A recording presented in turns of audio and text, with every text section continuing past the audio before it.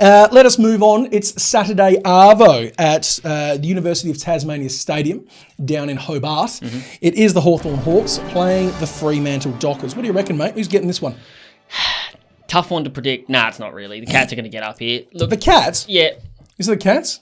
Hold on, what are we talking about? It's the Hawks versus the Dockers? Look, the AFL fixturing. Wrong. Look. Blame the fixturing. It is a tough one to predict in that case. Fixturing. It is a tough one to predict in that case. And you've ruined my pick of the week for the next game, obviously. No, I didn't know that. Unbelievable. Nah, look, this is a tough one. So, Hawks have been playing better footy. Mm-hmm. They are better in Tasmania than you would think being in Victoria at the moment. Yep. The Dockers' record in Tasmania is disgusting. Go on. Absolutely disgusting. What's that? 1-12 all time. 1-12? 1-12 all time. And their one win came in the in Siren Gate, if you remember correctly. Oh! Back in the early 2000s. Theme. That was against St Kilda. So, for those who don't remember, the siren went. No one in the stadium heard it. Game continued on for 10 seconds. St Kilda managed to get a point to draw the game at 94 all. Unbelievable. It took a protest to AFL House to get the match overturned in favour of the Dockers. So, their one win, we'll just call it as it is. And it was a court win. By default. Not even a field win, it was a court win. It was default. So, their record down there is horrid. So, it hurts me. I'm going to be tipping Hawthorn in this game, 1-39. The big news of the day, though, Sam Mitchell. Yep. Coach. Yep. Head coach. Always going to happen. 2023. Fate accompli. If you're listening to any of the talking heads in AFL media today... Well, we don't, but... The most shocking thing of all time. Who could have foreseen? Couldn't have been any more an outrageous call in AFL history than Sam Mitchell getting a gig over a 4-time premiership coach. Who cares? It's the time. It is time. Clarko wouldn't have made this decision lightly. And if he believes that Sam Mitchell is good enough to take the reins, then who am I to judge? How long's Sam Mitchell been at the Hawks now as an assistant coach in that position? Cutler. Well, good 2 or 3? He was at West Coast for 1. Something like that. I reckon, and he's been at Hawks since. So pretty damned obvious. Mm-hmm. Pretty damned obvious. And he always had a good footy brain, always. He was never the most athletically gifted, and usually those players are the ones who have to work a hell of a lot harder off the field than on it. Look, Stevie Wonder could see that he was going to come back and be the next coach of the Hawks. It's not that hard. Let's talk Freo for a minute.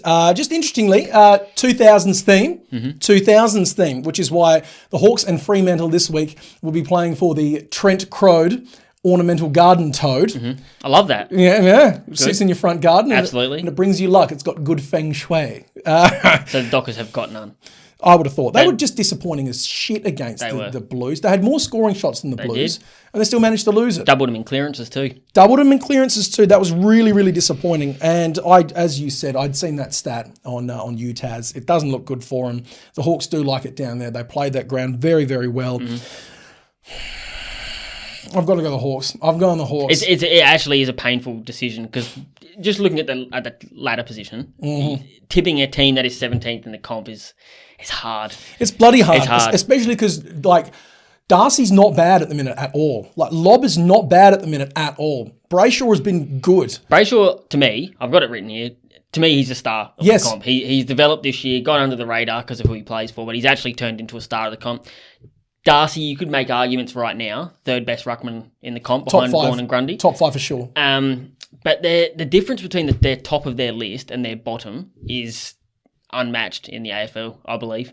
Like, their worst players in the 22 compared to their best is outlandish. They've got a lot of cap space. They've got a bunch of WA boys who are coming out of contract. You'd be going very hard at Shea Bolton. Jordan Clark. Very hard at Jordan Clark. Yep. Try and get Cogs over if you can. There's players there to be had. There's scope. I don't think they're far away from being like a finals contender, maybe not a premiership, but you've got to do something about this, about the bottom end of the list. Have to. Unfortunately so. But in terms of this particular game, as I said, Fremantle Dockers 1-39.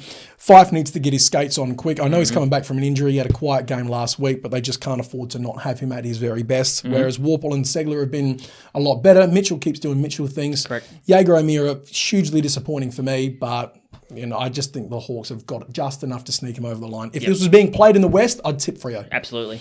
I'm tipping It's Tasmania. It is Tasmania. Des, are you tipping Hawthorn? Yes. Yeah. How much will they win by? 40 points. 40 points 40 again. points. 40 points Oh, my again. days. The man is off on one. All right, let's talk bets. I'm going Liam Henry, anytime goal scorer. He's had a little sniff lately, and I think he's just in the vein. Kazichki, anytime goal scorer. Yep. My man Blakers for 15 Love touches. Yeah. No Jace this week? No Jace this week. I'm all about Blakers. Fyfe and Brayshaw 25 plus each, and Tommy Mitchell 30. It's pretty straightforward. I had Brayshaw 25 plus here. $1.45. That's great value. That's rude, that. Great. That Also is had Jimmy Warpedo as Yeah, well. the Cardinal. Yeah, he's back. 20 plus in his last 2 in a row. He's been fluctuating, but I think Freo's a team he can stat up against. That's paying $1.53, so I like that. Peace and blessings upon you from Cardinal Warpel.